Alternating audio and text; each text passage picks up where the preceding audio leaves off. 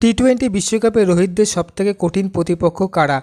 আলাদা আলাদা মত দুই বিশ্বজয়ীর। স্বাগত জানাই বন্ধুরা আপনাদের এসিবি স্পোর্টস ল্যাব ইউটিউব চ্যানেলে। ভিডিও শুরু করার আগে আপনি যদি হয়ে থাকেন টিম ইন্ডিয়া ফ্যান, তাহলে ভিডিওটা একটা লাইক করে দেবেন, চ্যানেলটা সাবস্ক্রাইব করে রাখবেন নতুন খেলার খবর আপডেট পাওয়ার জন্য। চলুন ভিডিও শুরু করা যাক। আগামী বছর কি ট্রফি খরা কাটাতে পারবে ভারত?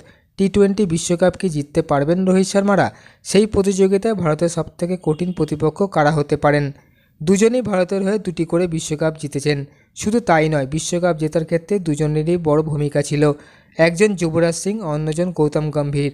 আগামী বছর টি-20 বিশ্বকাপে ভারতের সবথেকে কঠিন প্রতিপক্ষ কারা হতে পারেন, সেই প্রশ্নে অবশ্য আলাদা আলাদা দলের নাম করলেন তারা। একটি সাক্ষাৎকারে যুবরাজ ও গম্ভীরকে প্রশ্ন করা হয়। জবাবে প্রথমে গম্ভীর বলেন, আমার মতে সবথেকে ভয়ঙ্কর আফগানিস্তান। টি-20তে ওরা খুবই শক্তিশালী দল, ভারতকে সতর্ক থাকতে হবে।